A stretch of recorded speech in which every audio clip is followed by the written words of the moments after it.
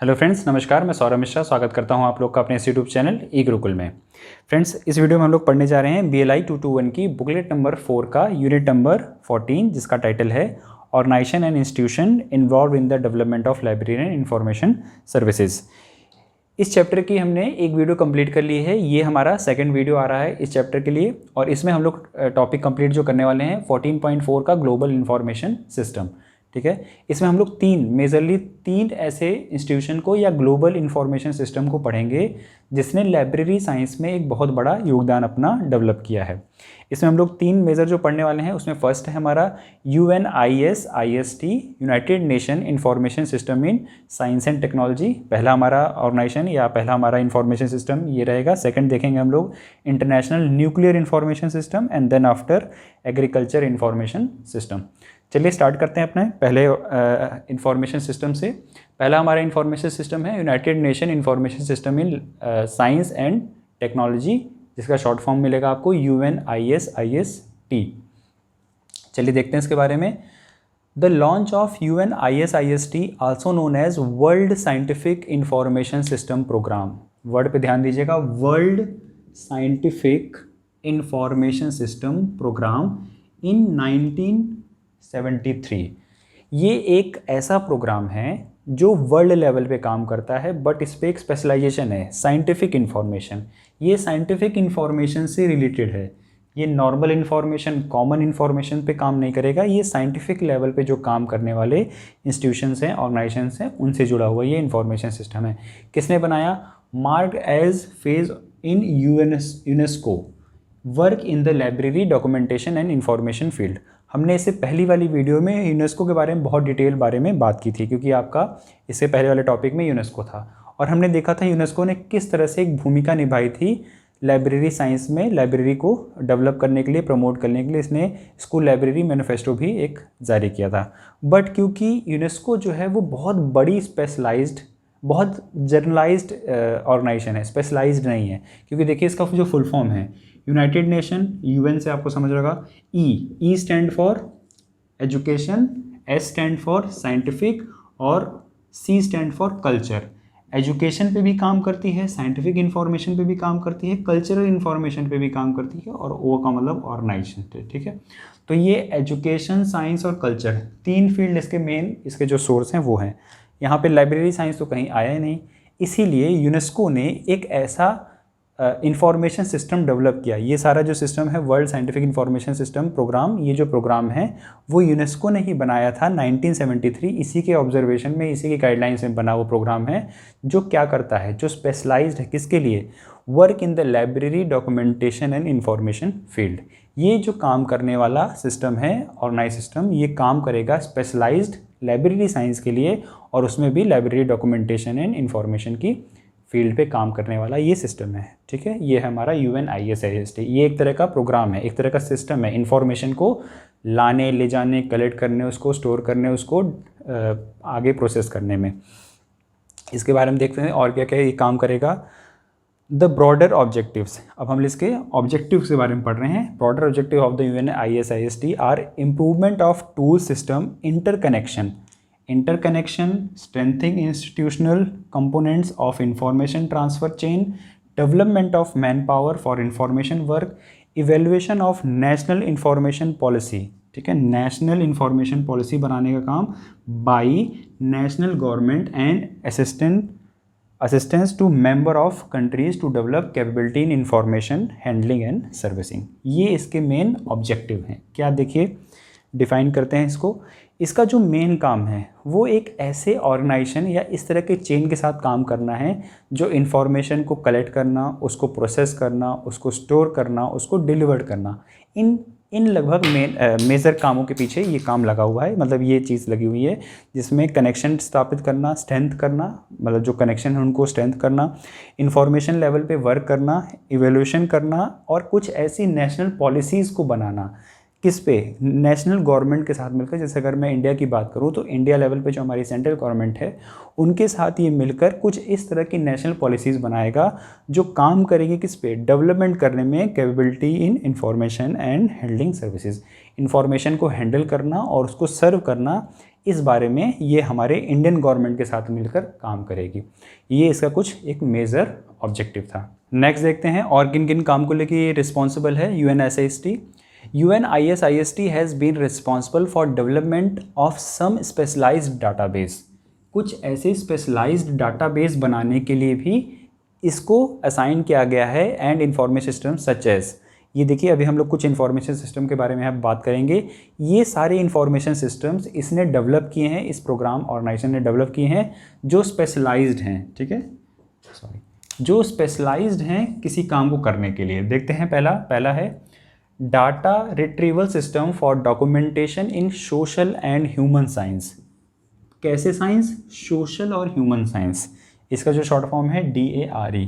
देखिए इसने एक डॉक्यूमेंटेशन सेंटर बनाया है या एक इंफॉर्मेशन डाटा रिट्रीवल सिस्टम बनाया है जो ह्यूमन और सोशल साइंस के ऊपर काम करता है। जैसे हमारे ह्यूमैनिटीज़ वाले सब्जेक्ट्स हैं, इकोनॉमिक्स, पॉलिटी, सिविक्स, ठीक है, ज्योग्राफी में भी फिर बहुत सारी ज्योग्राफी की स्ट्रीम्स आती हैं, हिस्ट्री में भी मेडुअल, मॉडर्न और हमारे जो एशियंट हैं, ये सारे जितने भी सोशल साइंस के रिलेटेड इंफॉर्मेशन है या डाटा इनको कहीं से रिसीव करना है, कहीं पे भेजना है, कुछ प्रोसेस करना है, उन सारे कामों को करने के लिए इसने एक स्पेशलाइज्ड सेंटर बना रखा है, एक डाटा सिस्टम बना रखा है जिसका नाम है data retrieval system for documentation. ये स्पेशलाइज्ड है किसमें? सोशल एंड ह्यूमन साइंस में, ठीक है। ये इसका पहला सिस्टम है। नेक्स्ट देखते हैं साइंस पॉलिसी इंफॉर्मेशन सिस्टम। अब देखिए ये स्पेशलाइज्ड होगा साइंस के लिए। साइंस में कोई ऐसी पॉलिसी बनानी होगी, साइंस से रिलेटेड कोई अगर पॉलिसी बनानी होगी तो आप इस इंफॉर्मेशन सिस्टम का इस्तेमाल करके वहाँ से इंफॉर्मेशन गैदर कर सकते हैं जिसका नाम है science policy information system, SPINES, ठीक है। नेक्स्ट है हमारा international information system for architecture. अब देखिए यहाँ पे जो स्पेशलाइजेशन आ गया है वो आर्किटेक्चर को लेकर आ गया है। मतलब आर्किटेक्चर फील्ड में काम करने वाले जितने भी रिसर्चर्स, स्कॉलर्स, स्टूडेंट्स, प्रोफेसर जो भी हैं, वो अगर आर्किटेक्चर को लेकर कोई इन्फॉर्मेशन को रिसीव करना चाहते हैं, कोई किसी को भेजना चाहते हैं, उसमें कुछ प्रोसेसिंग करना चाहते हैं, एडिशन करना चाहते हैं, सब्ट्रैक्शन करना चाहते हैं, तो वो लोग एक ऐसा इंफॉर्मेशन सिस्टम जो इंटरनेशनल लेवल पे काम करता है आर्किटेक्चर के लिए, उसका इस्तेमाल कर सकते हैं। ये सारा कुछ किससे डेवलप किया है? UNIST ने, ठीक है। ये एक इंफॉर्मेशन सिस्टम इसके द्वारा बनाया गया। नेक्स्ट है हमारे पास international bureau of education documentation and information system. ये देखिए ये भी जो ऑर्गेनाइजेशन है या जो ये सिस्टम है वो इंटरनेशनल लेवल पे काम करने वाला है। किसमें? एजुकेशन के डॉक्यूमेंटेशन और इंफॉर्मेशन सिस्टम, मतलब एजुकेशन की जो डॉक्यूमेंटेशंस हैं। अब आप चाहे उसको स्कूल लेवल पे मान लीजिए, कॉलेज लेवल पे मान लीजिए, यूनिवर्सिटी लेवल्स पे जो रिसर्च हो रही है वहाँ पे, ठीक है, और जो बड़ी बड़ी रिसर्च होती हैं उनके, ऐसा एक इंफॉर्मेशन ब्यूरो जो एजुकेशन लेवल पे या एजुकेशनल डॉक्यूमेंटेशंस पे काम करने के लिए स्पेशलाइज्ड है, उसका इंफॉर्मेशन सिस्टम बनाया है UNIST ने, ठीक है। एंड नेक्स्ट है last international information in research in documentation. Documentation के लिए जो रिसर्च हो रही है, डॉक्यूमेंटेशन पे जो स्टडी हो रही है, उनके लिए एक इंफॉर्मेशन सिस्टम बनाया गया है जो इंटरनेशनल लेवल पे काम करता है, international information in research in documentation, ठीक है। ये रिसर्च करने का एक ऐसा इंफॉर्मेशन सिस्टम है जो डॉक्यूमेंटेशन पे रिसर्च करता है। ये हमने अभी क्या पढ़े, ये 4-5 ये हैं स्पेशलाइज्ड डाटाबेस। ये डाटाबेस हैं या इंफॉर्मेशन सिस्टम है जो अपने अपने फील्ड के लिए स्पेशलाइज्ड हैं। जैसे पहला वाला ह्यूमन और सोशल साइंस के लिए है, ये आर्किटेक्चर के लिए है, ये एजुकेशन के लिए है, ये डॉक्यूमेंटेशन के लिए है। कुछ ऐसे स्पेशलाइज्ड हमारे पास इंफॉर्मेशन सिस्टम है जो UNIST बनाए हैं, ठीक है। तो ये था हमारा एक बेसिक इंट्रोडक्शन इस प्रोग्राम के बारे में। चलिए नेक्स्ट देखते हैं ये प्रोग्राम UNIST इंडिया के साथ मिलकर क्या क्या चीज़ें स्पेशलाइज कर रहा है या प्रोग्राम डिफाइन कर रहा है, उसके बारे में पढ़ते हैं अपनी नेक्स्ट स्लाइड में। In India UNIST has supported many projects and programs and has provided technical assistance for specified missions. It has held meeting and seminars and has conducted training programs. देखिए इंडिया के साथ मिलकर ये जो organisation है या जो ये सिस्टम है वो कुछ ऐसे सिस्टम या स्पेसिफाइड मिशंस के बारे में काम कर रहा है जो मीटिंग्स और सेमिनार के माध्यम से ट्रेनिंग प्रोवाइड कराते हैं डिफरेंट इंस्टीट्यूशंस या ऑर्गेनाइजेशंस को। किसके लिए? इंफॉर्मेशन को हैंडलिंग करने के लिए, इंफॉर्मेशन को कलेक्शन, उनका स्टोरेज, उनकी प्रोसेसिंग, उनकी डिलीवरिंग, ठीक है, इन सारी चीज़ों के बारे में एक स्पेशलाइज्ड मिशन है जो ट्रेनिंग और सेमिनार या मीटिंग्स के माध्यम से ट्रेनिंग कराता है जितने भी हमारे ट्रेनर्स हैं, हमारे स्कूल के हमारे जो ऑर्गेनाइजेशन के काम करने वाले मेंबर्स हैं, जो स्पेशली लाइब्रेरी साइंस में जुड़े हुए लोग हैं उनकी। ये इंडिया के साथ मिलकर ये प्रोग्राम डेवलप कर रहा है, उसके बारे में हम लोग बात कर रहे हैं। नेक्स्ट है UNISIST has also drawn on the expertise and experience of the India and has experts for its program in other countries। India में काम करने वाले जितने भी एक्सपर्ट्स हैं, डॉक्यूमेंटेशन या इंफॉर्मेशन के स्टोरेज गैदरिंग के लिए काम कर रहे हैं, और वर्ल्ड में जो काम करने वाले लोग हैं, ये इनके बीच में एक मीडिएटर का काम करता है, और इन लोगों के साथ मिलकर कोलैबोरेट करके ये इंडिया में जितने एक्सपर्ट्स हैं, बाहर के जितने एक्सपर्ट्स हैं, उनको आपस में कनेक्ट करता है, जोड़ता है, ताकि वो लोग आपस में एक दूसरे के साथ अपनी अपनी एक्सपर्टीज़ जो उनके पास उनका स्पेशलाइजेशन है उनको शेयर कर सकें, एक्सचेंज कर सकें, और इससे हमारा इंफॉर्मेशन सिस्टम और अच्छा बन सकें। नेक्स्ट है हमारे पास on the whole India association with UNISIST with regard to librarian information field has been rewarding. तो UNISIST के साथ मिलकर इंडिया या इंडियन जो गवर्नमेंट हैं, लाइब्रेरीज़ हैं, वो मिलकर बहुत अच्छा काम कर रही हैं in the field of librarian information science, और ये आगे भी ऐसे कंटिन्यू रहना चाहिए। तो ये था फ्रेंड्स हमारा UNISIST प्रोग्राम जो ग्लोबलाइज्ड इंफॉर्मेशन सिस्टम के लेवल पे काम करता है। हमारा नेक्स्ट इंफॉर्मेशन सिस्टम है international nuclear information system, INIS। अगर इसका नाम अगर हम लोग थोड़ा सा ध्यान से देखें तो हमें पता चल जाएगा कि किस बारे में बात कर रहा होगा। इंटरनेशनल न्यूक्लियर इंफॉर्मेशन, देखिए ये एक इंटरनेशनल लेवल का ऑर्गेनाइजेशन है, ये तो पता चल रहा है, लेकिन किसके लिए स्पेशलाइज्ड है? ये न्यूक्लियर इंफॉर्मेशन के लिए स्पेशलाइज्ड है। मतलब न्यूक्लियर लेवल पे जो भी हमारे पास काम होते हैं, उनका जो इन्फॉर्मेशन है, डाटा है, वो एक जगह से दूसरी जगह स्टोर करना, उनको आपस में एक्सचेंज करना, उसके बारे में कुछ ये बातें करेगा। आइए देखते हैं। INIS was established in 1970 in response to the International Atomic Energy Agency IAES mandate to foster the exchange of scientific and technical information on peaceful use of atomic energy। Peaceful use of atomic energy। एक और organisation के बारे में यहाँ पे बात हो रही है, IAES। देखिए बहुत इंपॉर्टेंट बातें हैं। कब बना था ये याद कर लीजिए, 1970। किसने बनाया था, कौन सी ऑर्गेनाइजेशन ने बनाया था? ये बनाया था इंटरनेशनल एटॉमिक एनर्जी एजेंसी। नाम देखिए, बहुत इंपॉर्टेंट इंटरनेशनल ऑर्गेनाइजेशन है। दुनिया में जितने भी न्यूक्लियर के पे काम हो रहा है, न्यूक्लियर डिवाइसेस पे काम हो रहा है, चाहे वो बॉम्ब बनाने के लिए हो रहा हो, चाहे वो बिजली बनाने के लिए हो रहा है, चाहे वो मेडिसिन पे हो रहा है, किसी भी तरह का काम हो रहा है, वो सारी चीज़ें देखती है हमारी इंटरनेशनल एटॉमिक एनर्जी एजेंसी। ये एक इंटरनेशनल ऑर्गेनाइजेशन है। इसने, क्योंकि ये स्पेशलाइज्ड नहीं है, ये बहुत सारे काम करती है, तो इसने एक इंफॉर्मेशन सिस्टम बना दिया जो सिर्फ और सिर्फ peaceful use of atomic energy के लिए काम करेगी। ठीक है, ये इसका एक बेसिक इन्फॉर्मेशन।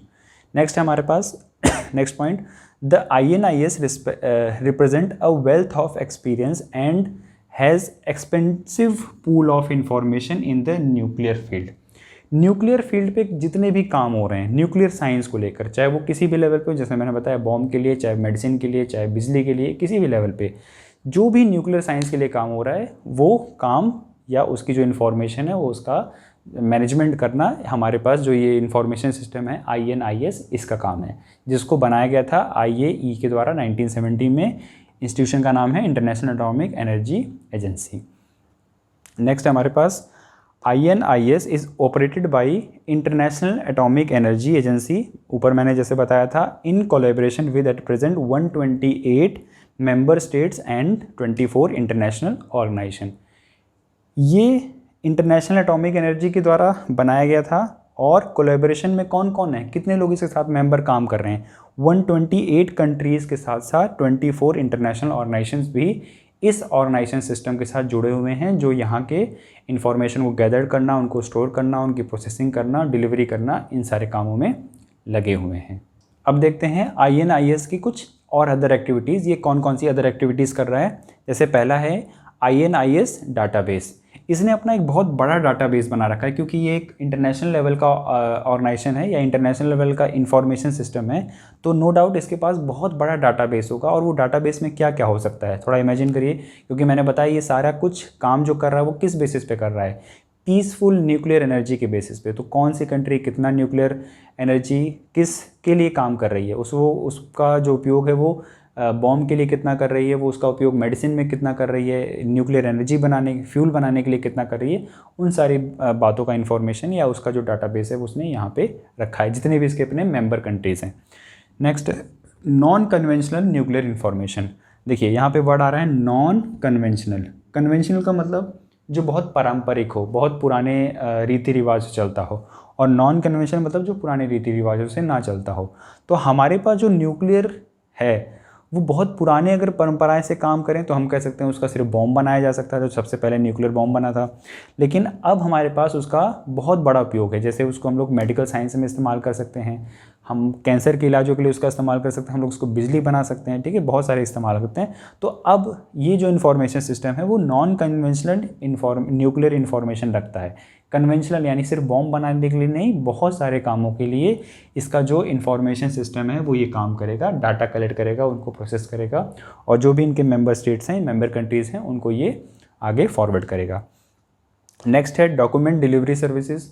ऑब्वियसली बात है, जितने भी इसके मेंबर स्टेट्स हैं उनको डॉक्यूमेंट्स की अगर कोई सी भी कहीं भी रिक्वायरमेंट्स होती हैं वो information system document delivery service से करेगा। ये इसकी हम लोग एक्टिविटीज़ पढ़ रहे हैं। नेक्स्ट है INIS मल्टीलिंगुअल थिसॉरसिस। क्योंकि इसके साथ बहुत सारे देश जुड़े हुए हैं तो इनको आपस में डाटा एक्सचेंज करते समय लैंग्वेज बैरियर ना आए, इसने अपनी बहुत बड़े लेवल पे मल्टीलिंगुअल इन्फॉर्मेशन का थिसॉरसिस बना रखा है, और वो इन्फॉर्मेशन इनको ट्रांसलेट करके आगे पहुंचाता है। नो डाउट कि सारे काम मेजॉरिटी में इंग्लिश में ही होते होंगे, बट अगर कुछ स्पेशलाइज इन्फॉर्मेशन किसी मेंबर स्टेट्स के द्वारा इनसे किसी और लैंग्वेज में मांगी जाती है तो ये इस थिसॉरस की हेल्प लेकर उसको आगे प्रोवाइड कराते हैं। नेक्स्ट है हमारा कैपेसिटी बिल्डिंग। कैपेसिटी बिल्डिंग का मतलब कि ये जो अपने मेंबर स्टेट्स हैं उनको प्रोग्राम बनाना, उनको गाइड करना, उनकी ट्रेनिंग देना कि किस तरह से आप इन्फॉर्मेशन को बहुत अच्छे से हैंडल कर सकते हैं in the field of peaceful nuclear energy को इस्तेमाल करने के लिए। ठीक है, तो ये था हमारा INIS। इसके हमने ऑर्गेनाइजेशन देखा, किस तरह से बना था, कब बना था, किसने बनाया, क्या काम है, और ये कौन कौन सी मेजर एक्टिविटीज़ को परफॉर्म करता है। नेक्स्ट हमारे पास जो इन्फॉर्मेशन सिस्टम है वो है एग्रीकल्चर इन्फॉर्मेशन सिस्टम। ठीक है, अगर इसका आप नाम देखें तो नाम से ही चीज़ें क्लियर हो जाएंगी कि ये जो इन्फॉर्मेशन सिस्टम है वो किस पे बेस्ड होगा या क्या स्पेशलाइजेशन होगा इसका। ये होगा मेनली एग्रीकल्चर पे। Agriculture information system AGRIS, AGRIS। आइए पढ़ते हैं इसके बारे में। EGRIS, the International Information System of the Agriculture, Science and Technology, was created by the Food and Agriculture Organization FAO। देखिए यहाँ पे एक इंटरनेशनल ऑर्गेनाइजेशन आ गया FAO। जैसे हमने न्यूक्लियर वाले में देखा था वहाँ पे एक इंटरनेशनल एटॉमिक एनर्जी आई थी वो ऑर्गेनाइजेशन, वैसे ही यहाँ पे फूड एंड एग्रीकल्चर ऑर्गेनाइजेशन जो इंटरनेशनल लेवल पे काम करने वाला ऑर्गेनाइजेशन है वो ऑफ यूनाइटेड नेशन 1974। यानी ये जो ऑर्गेनाइजेशन है वो काम करता है किस लेवल पे, यूनाइटेड नेशन यानी पूरे देश के लेवल, इंटरनेशनल लेवल पे। इसने ये सिस्टम बनाया है क्या, इंटरनेशनल इंफॉर्मेशन सिस्टम, जिसका नाम दिया गया है एग्रिस। कब बना था, 1974 में, to facilitate information exchange and to bring together the world literature dealing with expert of agriculture. और वर्ल्ड के लेवल पे जितने भी एग्रीकल्चर से रिलेटेड डॉक्यूमेंट्स हैं या इंफॉर्मेशन हैं उन सब को डील करता है ये इंफॉर्मेशन सिस्टम जो बनाया गया था FAO के द्वारा। ठीक है, ये इसकी कुछ बेसिक इन्फॉर्मेशन। कौन कौन जुड़ा हुआ है, at present more than 240 national, international and intergovernmental center are participating in the programs. अब देखिए ये जो 240 है ये 240 कंट्रीज़ नहीं है, ये 240 कंट्रीज़ में तीन चीज़ें हैं, नेशनल, इंटरनेशनल और इंटर गवर्नमेंटल सेंटर्स। मतलब या तो कोई कंट्री हो सकती है या इंटरनेशनल लेवल पे कोई कंट्री हो सकती है, इंटरनेशनल लेवल पे कोई ऑर्गेनाइजेशन हो सकता है या कोई इंटर गवर्नमेंटल ऑर्गेनाइजेशन हो सकता है जो इनके साथ ये जुड़ा हुआ है। नेक्स्ट है हमारे पास एग्रिस प्रोवाइड। देखते हैं किस किस फील्ड में ये काम करता है, इसका ब्रॉडर पर्सपेक्टिव क्या है। AGRIS provide world wide bibliographic coverage of agriculture, science and technology literature in which many aspects of agriculture including forestry, animal husbandry, aquatic science and fisheries, human nutrition for over 135 participating countries are covered। अब देखिए मैं एक चीज़ यहाँ बता दूँ आपको, यहाँ पे 135 कंट्रीज़ हैं। इसका मतलब इस 240 नेशनल और इंटरनेशनल में 135 जो हैं कंट्रीज़ हैं, बाकी जो रिमेनिंग है वो इंटरनेशनल और इंटर गवर्नमेंटल ऑर्गेनाइजेशंस हैं। अब देखिए ये एग्रिस क्या करता है, ये वर्ल्ड वाइड लेवल पे मतलब इंटरनेशनल लेवल पे बिब्लियोग्राफिक इंफॉर्मेशन प्रोवाइड करता है, कलेक्ट करता है, स्टोर करता है, प्रोसेस करता है और उसको डिस्ट्रीब्यूट करता है किस किस फील्ड में, फॉरेस्ट्री जंगलों वाले क्षेत्र में, मतलब क्योंकि ये भी एग्रीकल्चर का पार्ट बन जाता है, एनिमल हस्बेंड्री एनिमल से रिलेटेड जो भी चीज़ें होती हैं उनका जो इन्फॉर्मेशन है वो, एक्वेटिक साइंस मतलब पानी में रहने वाले जो जीव जंतु होते हैं उनके बारे में, फिशरीज़ मछलियों के बारे में, और ह्यूमन न्यूट्रिशंस ह्यूमन से रिलेटेड जुड़े हुए जो भी न्यूट्रिशंस के टर्म्स हैं या इन्फॉर्मेशंस हैं उनको अपने 135 देश 135 पार्टिसिपेटिंग कंट्री के साथ इंफॉर्मेशन को शेयर करता है या एक दूसरे के साथ एक्सचेंज करता है।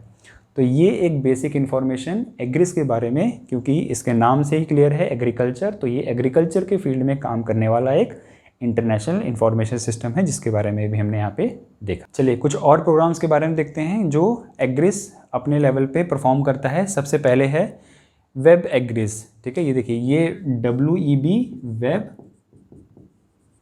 ठीक है, और एग्रिस यानी ये जो WWW वर्ल्ड वाइड वेब, जो वर्ल्ड वाइड वेब लेवल पे इसने अपना एक डाटाबेस बना रखा है, अपना एक पूरा जिसका भी इसका इंफॉर्मेशन सिस्टम का है वो इसने बना रखा है जो वेब पे है। मतलब इसने अपने जितने भी डॉक्यूमेंट्स हैं, जितने भी इसके पास फ़ोटोज़ हो सकती हैं, CDs हो सकती हैं, PDF में जितने भी डॉक्यूमेंट्स हो सकते हैं, किसी भी लेवल का जो डॉक्यूमेंट हो सकता है उसने अपना सब कुछ वेब पे डाल रखा है। यानी WWW मतलब आप इसके अगर मेंबर कंट्री हैं तो आप यहाँ से उसको ऑनलाइन कहीं से भी एक्सेस कर सकते हैं। ये इसका पहला एक्टिविटीज़ ने अपने सभी चीज़ों को वर्ल्ड वाइड वेब पे परफॉर्म कर रखा है।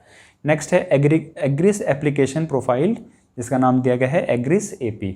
एग्रिस एप्लीकेशन प्रोफाइल देखिए इसके जितने भी मेंबर कंट्रीज़ हैं वो क्या क्या काम कर रहे हैं, किस किस फील्ड में रिसर्च हो रही है, कौन कौन से डॉक्यूमेंटेशन कहाँ पे डिस्ट्रीब्यूट हो रहे हैं, कहाँ से चीज़ें आ रही हैं, क्या प्रोसेसिंग चल रही हैं, उन सब के बारे में इसने पूरी डिटेल प्रोफाइलिंग कर रखी है। और इसी इंफॉर्मेशन सिस्टम या डाटाबेस को इन्होंने नाम दिया गया है एग्रिस एप्लीकेशन प्रोफाइल।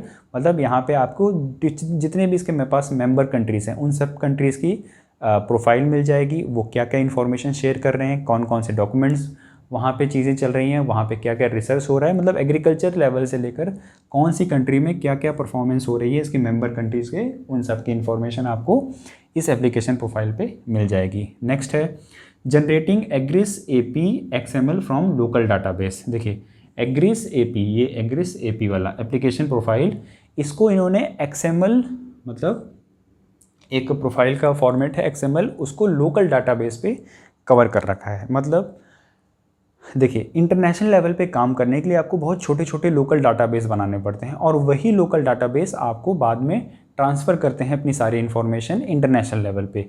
तो हर मेंबर कंट्री के बीच में या उसने जहाँ पे भी अपना ये एप्लीकेशन प्रोफाइल बना रखा है वहाँ हर कंट्री में अपना इसने एक लोकल डाटाबेस बनाया है और जब वहाँ तक कोई इन्फॉर्मेशन पहुँच जाती है उसको इंटरनेशनल वर्ल्ड वाइड वेब पे डालने के लिए यही लोकल डाटाबेस होते हैं जो आगे फॉरवर्ड करते हैं।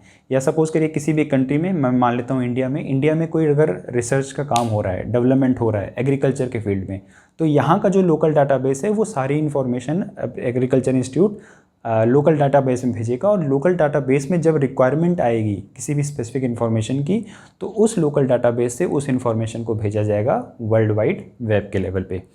नेक्स्ट देखते हैं एग्रिस DTT डॉक्यूमेंटेशन टाइप डिफाइन, क्योंकि इसके पास बहुत सारे डॉक्यूमेंट्स हैं, क्योंकि इंफॉर्मेशन सिस्टम है तो बहुत सारे इंफॉर्मेशन के डॉक्यूमेंट्स होंगे।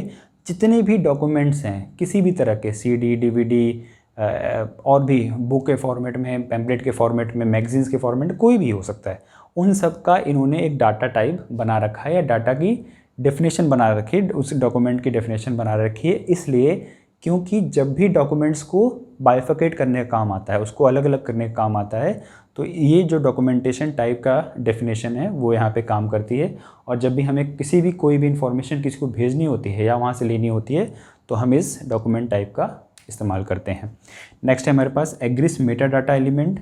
मेटा डाटा का मतलब होता है डाटा का डाटा, मेरे पास कितना डाटा है उसका भी एक डाटा बनाना, ठीक है। या आपके पास मैं ऐसा कहूँ कि अगर आप सपोज़ करिए स्कूल की लाइब्रेरी में है तो हर अलमारी में कितना डाटा है या कौन सा डाटा है या कौन सी बुक है उसका एक डाटा बनाना, ठीक है। हर अलमारी का अपना एक डाटा है कि इस अलमारी में कौन कौन सी बुक्स हैं, अलमीरा में क्या क्या चीज़ें चल रही हैं, और उस अलमीरा के बाद उसका डाटा बनाना कि इतनी सारी अलमीराज में कौन कौन सी बुक्स रखी हैं, उसका एक डाटा। तो मेटा डाटा का मतलब होता है, हालांकि अभी आप लोग फ्यूचर में इसको बहुत अच्छे से पढ़ेंगे, तो मेटा डाटा का मतलब डाटा का डाटा। तो एग्रिस ने उसके पास क्या क्या डाटा है उसका भी एक डाटा बना रखा है जिसका नाम दिया गया है AGRIS meta data elements. Next है एग्रो वोकैबुलरी। देखो AGRO agro VOC stands for vocabulary thesauruses. जैसे हमने देखा था इंटरनेशनल जो एटॉमिक एनर्जी ऑर्गेनाइजेशन था, इंफॉर्मेशन न्यूक्लियर एनर्जी सिस्टम था, उसने अपना एक थिसॉरस बना रखा था अपने मेंबर कंट्रीज़ में जो भी इंफॉर्मेशन शेयर करनी होती थी, अगर बैरियर लैंग्वेज बैरियर आता तो उसके लिए। सेम इसने भी यही काम कर रखा है, अपने लोकल लेवल्स पे एक थिसॉरस बना रखी है। जब भी कोई मेंबर कंट्री इन्फॉर्मेशन, हालांकि सब कुछ इंग्लिश में जाती है, लेकिन अगर किसी मेंबर कंट्री के द्वारा कोई स्पेसिफिक इन्फॉर्मेशन अलग लैंग्वेज में पूछी जाती है, मांगी जाती है, तो उसके लिए ये थिसॉरस काम करता है। नेक्स्ट है access to global online research in agriculture. जितने भी ग्लोबल लेवल पे ऑनलाइन रिसर्च एक्टिविटीज़ हो रही है उसका ये डाटा मेंटेन करता है और अपने जितने भी इसके मेंबर स्टेट्स हैं, मेंबर कंट्रीज़ हैं, उनके साथ ये इन्फॉर्मेशन शेयर करता है। तो ये था हमारा एक एग्रीकल्चर इंफॉर्मेशन सिस्टम एग्रिस के बारे में। ये वीडियो आज यहीं तक। हमने लगभग 3 इंफॉर्मेशन सिस्टम को देखा, जिसमें हमने पहले न्यूक्लियर को देखा, सबसे पहले हमने यूनाइटेड नेशन के जो इंटरनेशनल सिस्टम था, साइंटिफिक इंफॉर्मेशन सिस्टम था, उसको देखा, यूनेस्को ने बनाया था। एंड देन आफ्टर हमने न्यूक्लियर को देखा, और देन आफ्टर ये एग्रीकल्चर, ठीक है। ये 3 हमने इंटरनेशनल ऑर्गेनाइजेशन सिस्टम्स को कवर किया। इसकी नेक्स्ट वीडियो में हम लोग इंडिया के जितने भी ऑर्गेनाइजेशन सिस्टम्स हैं उनको हम लोग देखेंगे। आपको वीडियो प्लेलिस्ट में आप देख के चेक कर सकते हैं। तो फ्रेंड्स, ये थी आज की हमारी वीडियो पसंद आई हो तो चैनल को सब्सक्राइब कर लीजिएगा, वीडियो अच्छी लगी तो लाइक करिएगा, फ्रेंड के साथ शेयर करिए, और दोस्तों को चैनल सब्सक्राइब करने के लिए भी बोलिएगा। मेरे जितने भी सोशल मीडिया अकाउंट्स हैं वो सारे डिस्क्रिप्शन बॉक्स में आपको मिल जाएंगे, वहाँ पे आप इनको फॉलो कर सकते हैं, ताकि जब भी कोई मैं नई वीडियो अपलोड करूँ तो उसकी इन्फॉर्मेशन आपको मिल जाए। आज की वीडियो यहीं तक, मिलते हैं एक नई वीडियो के साथ, तब तक के लिए जय हिंद।